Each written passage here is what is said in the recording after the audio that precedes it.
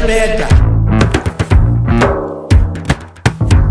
Disarming Saddam Hussein now. क्या आप जानते हैं कि एक यतीम बच्चा जो गुर्बत और महरूमी में पला आगे चलकर अरब दुनिया का सबसे ताकतवर हुक्मरान बन गया? जी हाँ, ये है सद्दाम हुसैन की कहानी। एक ऐसी कहानी जिसमें है ताकत, जंग, सियासत और आखिरकार एक अलमनाक अंजाम। 28 अप्रैल 1937 को इराक के शहर तकरीत के करीब एक छोटे से गांव अलवजा में सद्दाम हुसैन पैदा हुए। पैदाइश से पहले ही वालिद का इंतकाल हो गया। यूं गुर्बत और महरूमी उनके साथ रही। बचपन में ही सद्दाम के दिल में ये ख्वाब पलने लगे कि वो एक दिन ताकतवर बनेंगे, इतने ताकतवर कि कोई उन्हें कमतर न समझे। 1950 की दहाई में अरब दुनिया में एक नारा गूंज रहा था, अरब कौम प्रस्ती।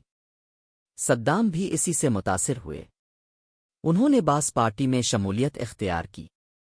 1959 में वो इराकी सदर अब्दुल करीम कासिम पर कातिलाना हमले में शामिल हुए। हमला नाकाम हुआ और सद्दाम जख्मी हो गए। वो जान बचाकर शाम और फिर मिस्र फरार हो गए। लेकिन ये वाक़या उनके लिए सबक था। सियासत ताकत के बगैर कुछ नहीं। 1968 में बास पार्टी ने दोबारा हुकूमत पर कब्जा किया। अगरचे सदर बने अहमद हसन अलबकर, लेकिन असल ताकत सद्दाम के हाथ में आती गई। उन्होंने फौज और खुफिया इदारों पर मुकम्मल गिरफ्त कायम कर ली, मुखालिफिन को खामोशी से ख़त्म कराया और पूरे मुल्क में अपना खौफ बिठा दिया। 1979 में अहमद हसन अलबकर ने इस्तीफ़ा दिया और सद्दाम हुसैन सदर बन गए। सदर बनते ही उन्होंने एक बड़े इजलास में दर्जनों पार्टी रहनुमाओं को गद्दारी के इल्ज़ाम में गिरफ्तार कराया। कुछ को वहीं गोली मार दी गई। इस दिन के बाद सद्दाम की ताकत को कोई चैलेंज न कर सका।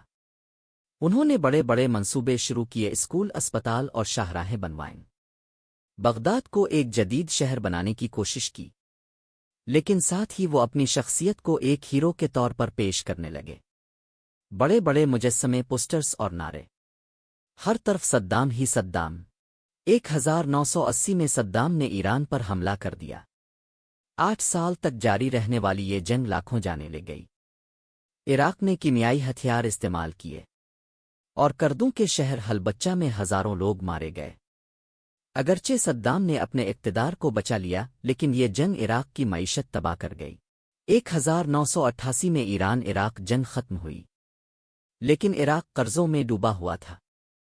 सद्दाम ने कवैत से कर्ज मुआफ करने का मुतालबा किया। इनकार पर 1990 में कवैत पर कब्जा कर लिया। ये फैसला उनके लिए तबाहकुन साबित हुआ। अमरीका और उसके इत्तेहादियों ने हमला किया। 1991 की खलीजी जंग में इराकी फौज को शिकस्त हुई और इराक पर सख्त पाबंदियां लग गईं। 1990 की दहाई में अवाम भूख और गुर्बत का शिकार होने लगे, लेकिन सद्दाम अपनी गिरफ्त ढीली ना होने देते। उनके महल्लात बनते रहे, लेकिन अवाम की हालत खराब होती गई। 2003 में अमरीका ने दावा किया कि इराक के पास तबाही के हथियार हैं, और फिर अमरीका और इत्तेहादी अफवाज ने इराक पर हमला कर दिया। चंद ही हफ्तों में सद्दाम की हुकूमत गिर गई। वो रूपोश हो गए। दिसंबर 2003 में सद्दाम हुसैन अपने आबाई इलाके तकरीत के करीब एक ज़ेर ज़मीन पनागा से गिरफ्तार हुए। दुनिया का ताकतवर तरीन लीडर, जिसके नाम से लोग कांपते थे, अब एक आम कैदी था। उन पर मुकदमा चला। उन्हें इंसानी हुकूक की खिलाफ वर्जियों में मुजरिम करार दिया गया। 30 दिसंबर 2006 को सद्दाम हुसैन को फांसी दे दी गई। आज भी दुनिया सद्दाम हुसैन को मुख्तलिफ ज़ावियों से देखती है।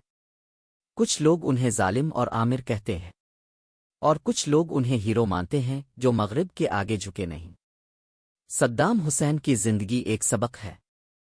ताकत कितनी भी बड़ी क्यों ना हो, वक्त सबको हरा देता है।